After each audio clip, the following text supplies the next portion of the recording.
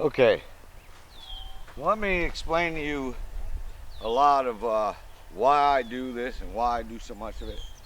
And I kind of forget the fact that I'm, I'm dealing with the human here. See, a lot of you people are so used to having things explained to you. If you learn to go out and watch a good herd of horses, 4 or 5, 6 horses together, something that's been together for a while, something that has mares and geldings together. Even better if somebody actually allows their mares with foals to be out with those horses. See, then there's no explanation. You got to watch and learn. Pay attention to what's happening. So, because if you're watching this, I have to explain it to you because you're a human. And the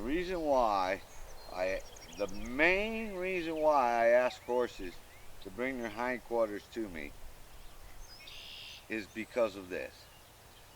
In no place in the horse's world does he get, and is he ever asked to stand beside another horse other than his mother. See, that's the main reason why I get horses to side pass to me. Stand beside me like you did with your mother and do it on both sides. That's the number one reason. The other reason is because, here, I'll readjust them a little bit. Come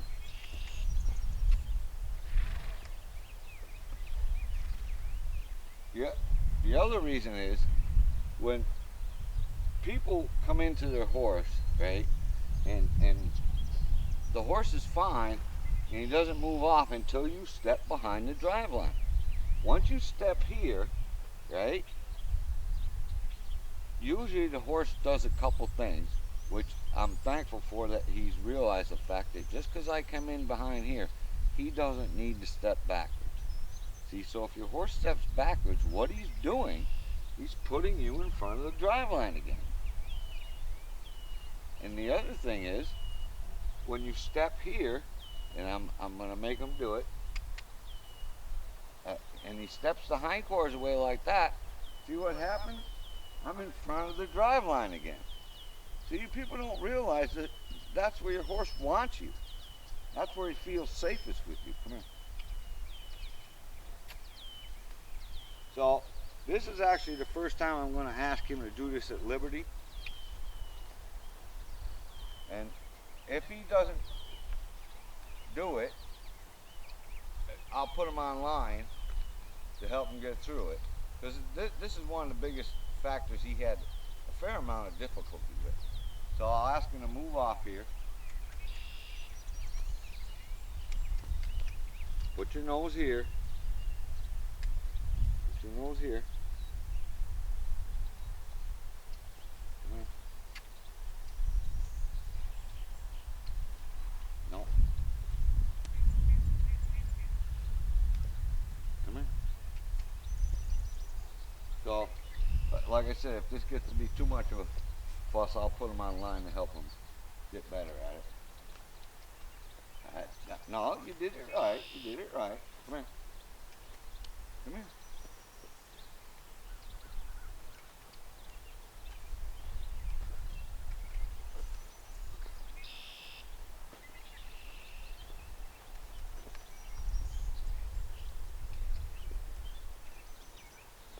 Hey, right here. All right, so I'm going to put him online. So, like I mentioned in my last video about that he's so smart, I'm going to keep pushing and asking until he gets to a point where he says you need to back up. So, for time purposes, I'm going to put him online and help him get through this. So, here I'll ask here. And what I want is him parallel.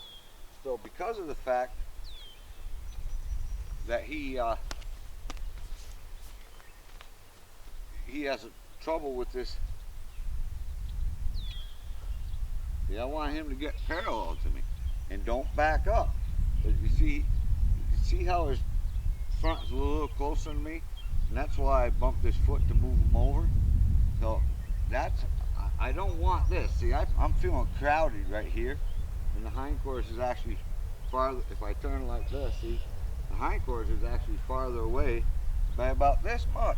And I don't want them crowding me. And that's part of the reason why you got this. So there, and I'll stop. And if I ask the front end to move over and the hindquarters drifts away, then I'll ask the hindquarters to come back. And don't bring your forehand closer to me. So this is the same thing. If I pick up on the rein and I put leg on you, I want you to get off of that leg.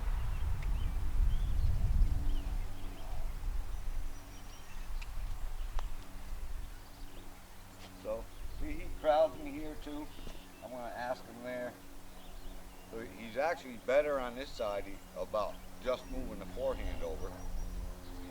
But his head is tipped over there. But those are the main reasons why I do this.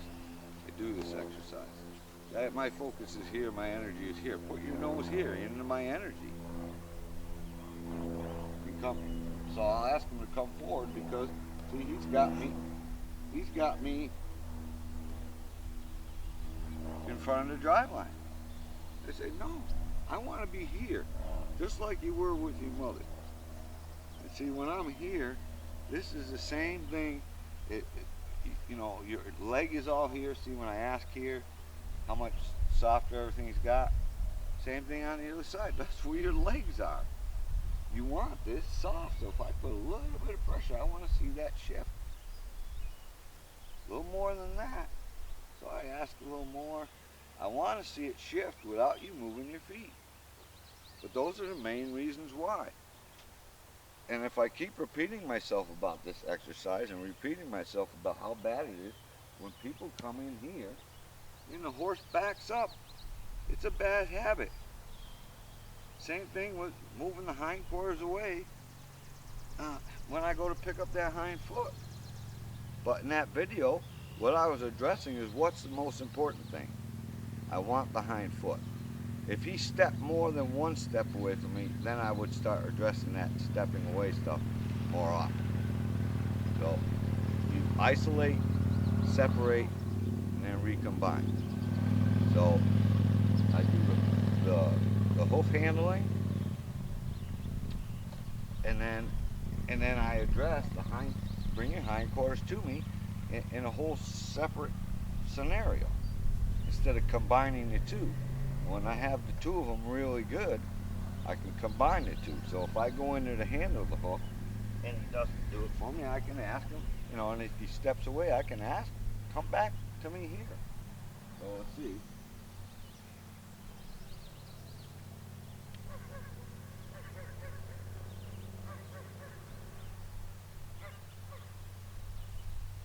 So see, today, no stepping away, still a little bit of a cocky attitude there.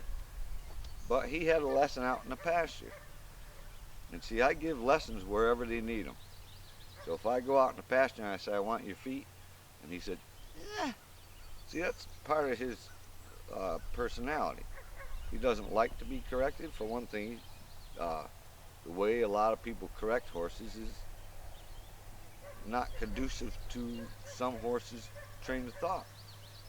They don't like it because they're addressed like this, energy directed at the horse. You'll see when I bite him and I leave. I'm not facing him at all. I'm facing this way. I bite him and I leave. That's what creates this. Instead of you know, facing him and biting him when you're facing him.